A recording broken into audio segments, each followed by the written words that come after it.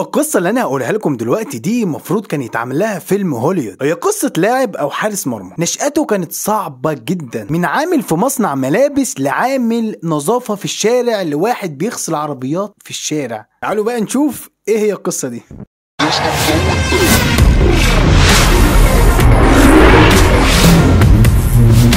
اهلا بيكم، انا محمد منصف وبقدم لكم محتوى رياضي وخاصه لحراس المرمى. قصه حارس المرمى اللي معانا النهارده قصه ملهمه جدا جدا لكل المهتمين بالرياضه وكل الرياضيين اللي بادئين لسه حياتهم في الرياضه. حارس المرمى ده اسمه علي رضا وهو حارس منتخب ايران. ظهور علي رضا كان في كاس العالم في روسيا 2018 بعد تألقه الكبير في مباراه اسبانيا ومباراة المغرب. الناس والصحافة بدأوا يدوروا ويعملوا سيرش عشان يعرفوا مين هو الحارس اللي تألق قدام اسبانيا والمغرب وعمل ارقام قياسية وكبيرة جدا في كأس العالم وكمان في تصفيات كأس العالم. بدأوا يدوروا ويفتشوا عشان يعرفوا مين هو الحارس ده وايه قصته. اتلاقوا ان الحارس ده كان من عيلة فقيرة جدا جدا، وكان بيشتغل عامل في مصنع ملابس، لكن الفلوس فيه كانت قليلة شوية وما كانش عارف يصرف على نفسه بشكل كافي هو وعيلته، فاضطر ان هو يمشي من المصنع عشان يشتغل عامل نظافة في الشارع، وشوية شوية بقى يغسل عربيات برضه في الشارع. لكن تعلقه بالرياضة كان دايما في ذهنه وفي دماغه، وكان بيلعب لعبة وهو صغير كده اللي هو كان يمسك حجر كده او يمسك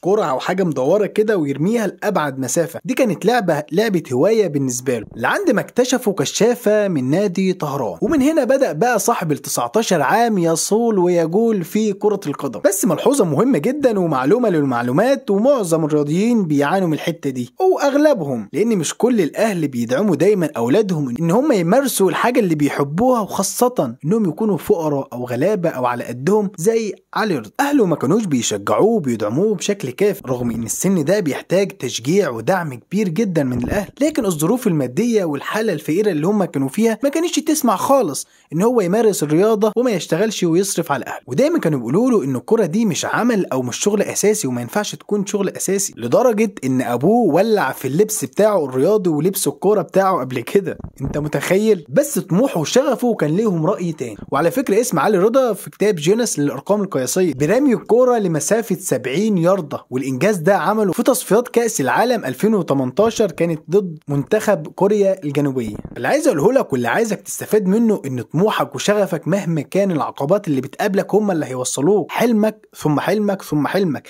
انت هتوصل للي انت عايزه في الوقت اللي ربنا عايزه. كل ما عليك انك تسعى وتجتهد، وربنا هيسبب لك الاسباب وهيخلق لك ويسخر لك ناس يوصلوك للمكان اللي انت عايزه. كل ما عليك انك تسعى وتجتهد، ورب الكون مش هيسيبك، ده اكيد، ده حاجة معروفة وقاعدة ربانية معروفة. اسعى يا عبد وانا اسعى معاك. الامثال كتير والايات القرانيه والاحاديث كتير بتقول ان لكل مجتهد نصيب. ودي ابرز قصه كانت للحارس ده، وكان فعلا قصه ممكن يتعمل لها فيلم في هوليوود، وفيلم عظيم جدا الكل يستفاد منه، ودرس عظيم جدا لكل الحراس الناشئين او كل اللعيبه اللي لسه بادئه حياتها. لازم يتعلموا من الدرس ده. مفيش حاجه هتفوتك الا اذا سعيت عليها، وكل حاجه هيجيلك في الوقت والوقت المناسب ليك. المهم بقى يا نجم، ما تنساش تعمل لايك على الفيديو وتشترك في القناه لو انت مش مشترك عشان يوصلك كل جديد مع نجم الكوره.